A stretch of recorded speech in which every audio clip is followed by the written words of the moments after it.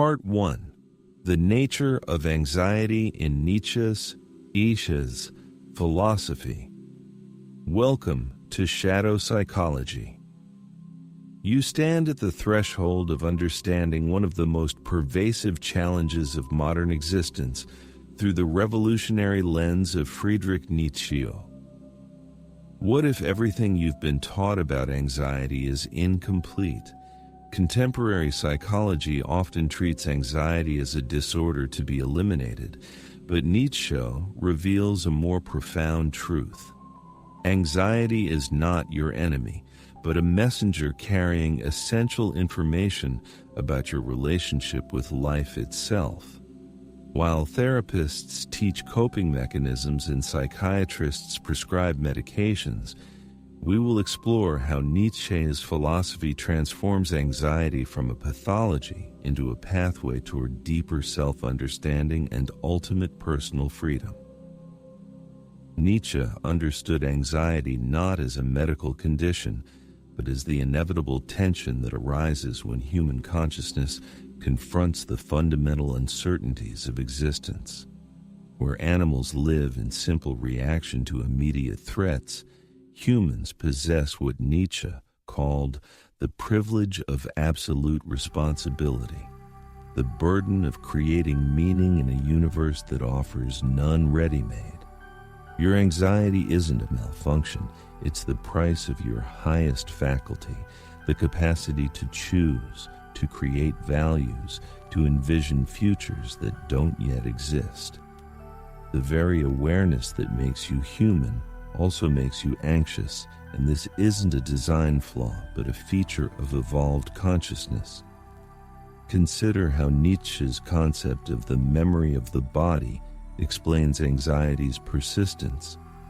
Your nervous system carries ancestral wisdom, generations of survival instincts that manifest as what modern science calls the fight-flight-freeze response.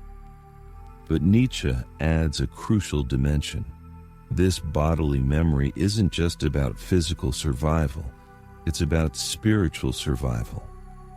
The anxiety you feel when considering a career change, the dread before authentic self-expression, the unease when challenging social norms, these aren't irrational fears, but your biology recognizing that spiritual growth requires the same courage as facing physical danger.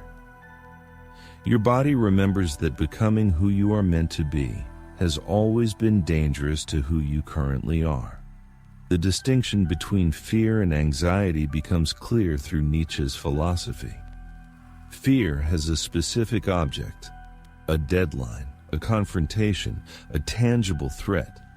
Anxiety is what remains when the specific fears are removed, the background radiation of human freedom, the dizzying awareness of your choices' significance. Nietzsche would recognize our attempts to convert anxiety back into fear, to give it names like social anxiety disorder or generalized anxiety, as psychological defenses against acknowledging the terrifying freedom that defines human existence. The transformation begins when you stop asking, "How do I eliminate this anxiety?" and start asking, "What is this anxiety trying to teach me about living more authentically?" Your journey with anxiety mirrors what Nietzsche described as the path of self-overcoming.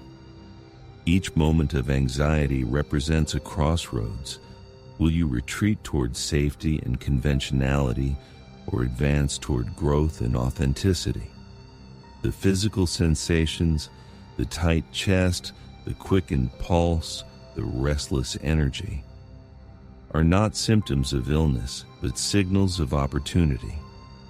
They indicate you're approaching the edge of your current self, that you're considering choices that could transform your relationship with existence itself. The weak seek to numb these sensations, the strong learn to interpret their meaning. The common approach medicates anxiety into submission. We will explore how to dialogue with it, how to harness its energy, how to recognize it as what Nietzsche called the growing pains of the soul. If you're ready to stop treating your anxiety as a pathology and start recognizing it as your philosophical guide to a more authentic life, this journey continues. The transformation from anxiety as enemy to anxiety as ally represents one of the most significant evolutions possible in human consciousness. Part 2. Modern anxiety and the loss of higher values. The epidemic of anxiety gripping modern society represents what Nietzsche would diagnose as a spiritual crisis, a direct consequence of living in what he called the age of the last man. Our digital environments and consumer cultures have systematically dismantled the traditional structures of meaning that once provided psychological stability, replacing them with what philosopher Byung-Chul Han calls the burnout society, a world where we are no longer dominated by external oppression, but by internal compulsion to optimize, perform, and consume. The infinite scroll of social media feeds, the relentless pressure for self-improvement, the commodification of every aspect of human experience. These are the fertile grounds where anxiety flourishes not as pathology, but as rational response to meaningless acceleration. Social media platforms have engineered what Nietzsche would recognize as the perfect anxiety-generating machines. Through constant social comparison, they trigger what psychologists call reference anxiety, the torment of measuring our uncurated reality against others' highlight reels.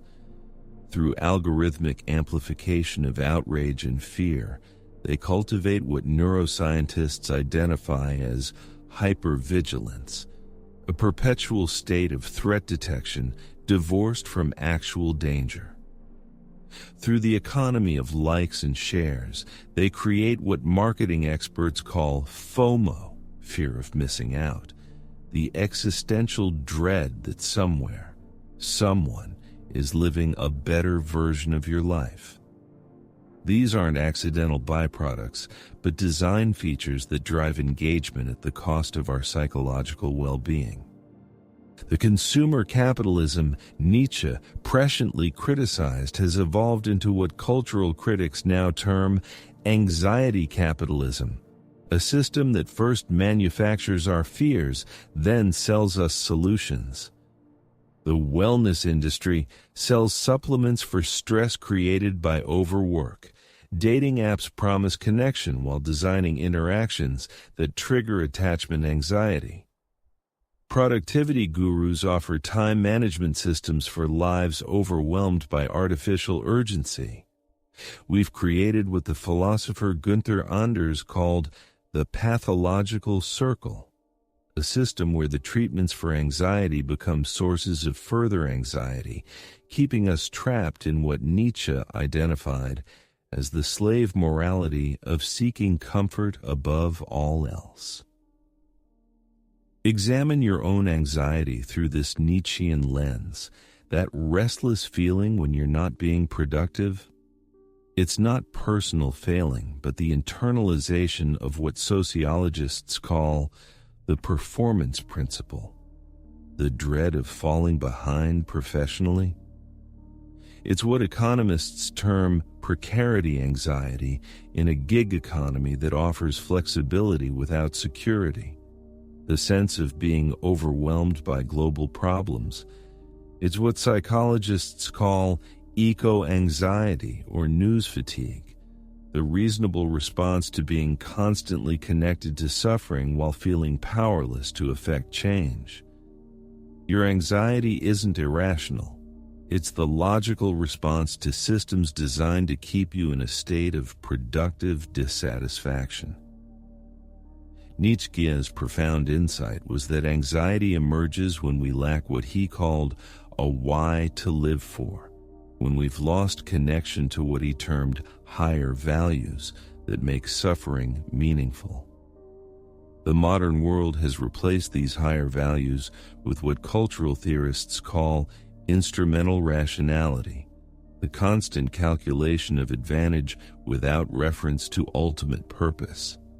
We have endless means productivity hacks, optimization strategies, self-improvement techniques, but increasingly lack meaningful ends. Your anxiety is the gap between your actions and your authentic values, between who you're being and who you might become. The path forward requires what Nietzsche called the revaluation of all values, consciously examining the assumptions driving our anxious striving. It means asking not, how can I be less anxious, but what is my anxiety revealing about the values I've unconsciously adopted? The transformation begins when we stop trying to manage our symptoms and start courageously examining their causes in the structures of our society and the choices of our lives. Part 3. The Übermensch response to anxiety. Nietzsche's Übermensch represents not a destination but a direction, a continuous process of self-overcoming that transforms anxiety from a paralyzing force into a catalyst for growth. Where conventional approaches seek to reduce anxiety through comfort and security, the Übermensch path requires leaning into discomfort as the very material of self-creation. This is not about eliminating anxiety, but about changing our relationship with it, recognizing it as the necessary friction that occurs when we move beyond our current limitations and forge new values. The modern world offers countless escapes from anxiety distractions, medications, numbing behaviors, but the Übermensch chooses instead to harness its energy. Anxiety is fundamentally about possibility, the dizzying awareness of multiple potential futures and our power to shape them. The common person experiences this as overwhelming uncertainty, but the emerging Übermensch recognizes it as creative potential. The same physiological response, increased heart rate, heightened awareness, restless energy, that manifests as panic in one context becomes focused intensity in another. The transformation occurs not through eliminating these sensations, but through redirecting them toward purposeful action. Practical self-overcoming begins with what Nietzsche called the discipline of the morning, the conscious structuring of our days to cultivate strength rather than avoid discomfort. This means establishing rituals that build resilience, starting the day with challenging tasks before checking emails or social media, practicing delayed gratification, voluntarily embracing situations that trigger productive anxiety. Each conscious encounter with discomfort builds what psychologists call anxiety tolerance, the capacity to remain present with uncertainty without fleeing into distraction or numbing. The Übermensch doesn't seek safety, but develops the strength to navigate danger. The relationship between anxiety and creativity becomes clear through this Nietzschean lens. Great art, innovation, and personal growth all emerge from what psychologists term optimal anxiety, the zone where challenge slightly exceeds current capacity.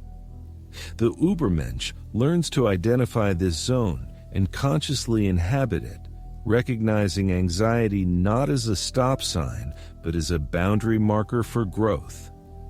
Where the average person retreats from the anxiety of creative risk, the Übermensch advances precisely because of it, understanding that anything truly worth creating will necessarily trigger the fear of failure, judgment, and inadequacy. Perhaps the most significant transformation occurs in our relationship with social approval. Social anxiety, the fear of being judged, rejected, or excluded, represents what Nietzsche identified as the herd instinct operating at a psychological level.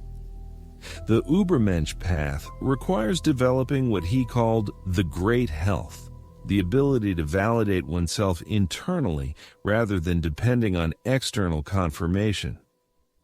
This doesn't mean becoming antisocial, but rather becoming selective about which opinions matter and developing the courage to act according to one's own values, even in the face of disapproval. The ultimate Übermensch response to anxiety involves what Nietzsche termed the revaluation of all values, consciously examining the beliefs that generate our anxiety. Is this deadline truly life-threatening? Does this social rejection actually diminish my worth? Will this failure actually define my future? By bringing our unconscious assumptions into conscious awareness, we can challenge the catastrophic thinking that amplifies normal concerns into debilitating anxiety. The Übermensch doesn't avoid anxiety, but develops the philosophical framework to prevent normal concerns from becoming existential crises. This path demands what Nietzsche called the courage to face the abyss, the willingness to confront life's fundamental uncertainties without the false security of religious dogma or social convention. The anxiety that arises from this confrontation becomes the raw material for creating personal meaning. Where the common person seeks certainty, the Übermensch embraces what philosophers call negative capability, the capacity to remain in mysteries and doubts without reaching for easy answers. In doing so, they transform anxiety from a problem to be solved into an essential aspect of the human condition to be embraced and utilized. Part 4. Practical techniques from Nietzsche's thought. The transformation from philosophical understanding to lived experience requires bridging Nietzsche's insights with practical daily techniques. Begin by implementing amor fati as an active daily practice rather than passive acceptance. When anxiety arises, consciously affirm, "I choose this exact experience," while locating the physical sensations in your body. Neuroscience confirms what Nietzsche intuited. This conscious acceptance disrupts the anxiety feedback loop by changing our relationship to discomfort. Keep a daily journal where you reframe 3 anxious moments as necessary contributions to your growth, not as interruptions to your peace. Develop what Nietzsche called the discipline of the senses through systematic body awareness. Anxiety manifests physically before it captures your thoughts: the tight chest, shallow breathing, restless energy. Practice noticing these sensations without judgment, breathing into the discomfort rather than resisting it. Modern polyvagal theory validates this approach.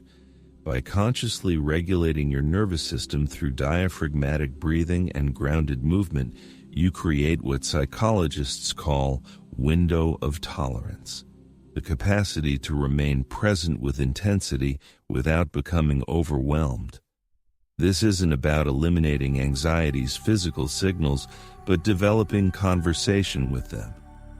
Implement digital asceticism as a necessary precondition for mental clarity. The constant stimulation of modern technology creates what attention restoration theory identifies as directed attention fatigue, the neurological exhaustion that amplifies anxiety. Create sacred tech-free spaces in your day where you practice deep work and uninterrupted reflection. Curate your information consumption with Nietzsche's discrimination, recognizing that most digital content is designed to trigger engagement through anxiety. The mental space created through deliberate digital minimalism becomes the fertile ground where Nietzsche's self-overcoming can occur.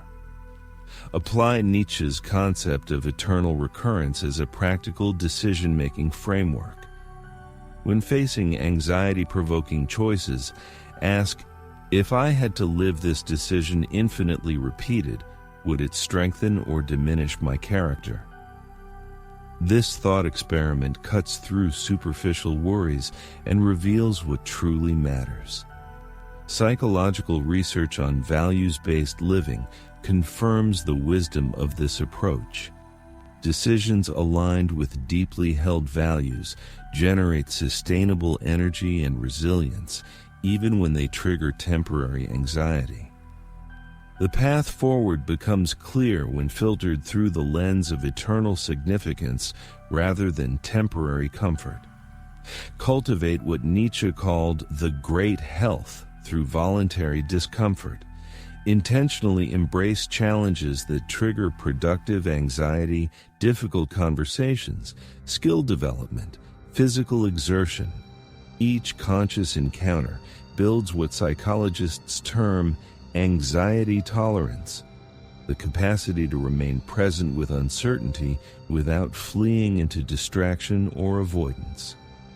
The modern pursuit of comfort has made us psychologically fragile. Systematic exposure to manageable discomfort restores the resilience Nietzsche recognized as essential to human flourishing. The goal isn't to eliminate anxiety, but to develop the strength to wield it purposefully. Part 5. Integration and long-term transformation. The ultimate measure of our philosophical practice lies not in temporary relief from anxiety, but in the fundamental transformation of our relationship with existence itself.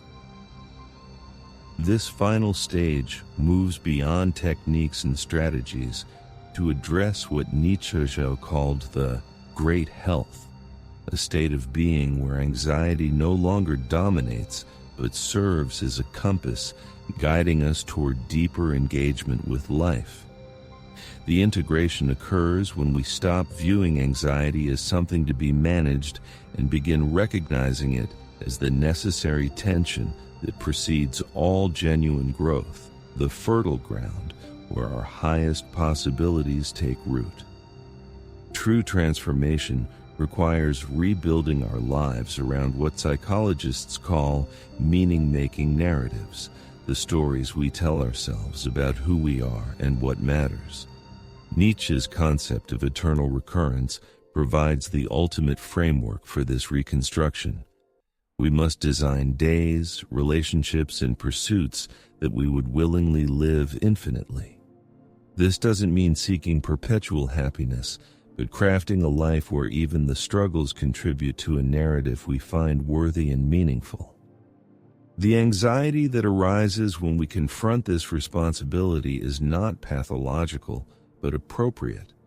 The dizzying awareness of our power to shape a life that matters.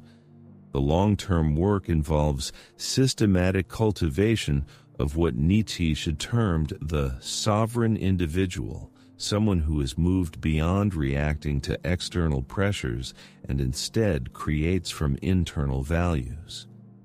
This sovereignty manifests as the ability to experience anxiety without being controlled by it, to feel fear without being paralyzed, to acknowledge uncertainty without seeking false security.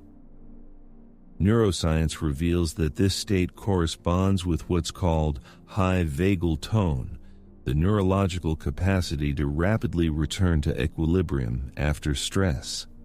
We develop this not through avoidance, but through repeated courageous engagement with life's inevitable challenges.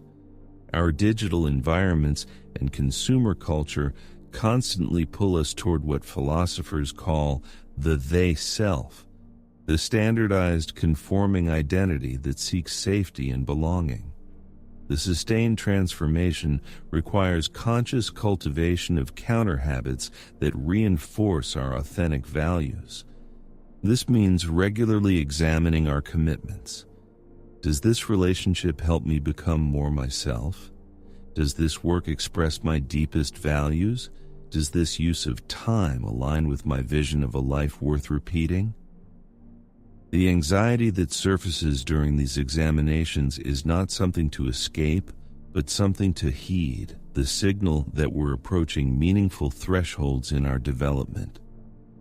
The culmination of this journey is what Nietzsche described as the transformation from anxiety to joyful wisdom, the capacity to embrace life in its entirety, with all its suffering and uncertainty, not in spite of these challenges, but because of their essential role in human flourishing. This doesn't mean the absence of anxiety, but its integration into a larger psychological ecosystem where every emotion has its purpose and place.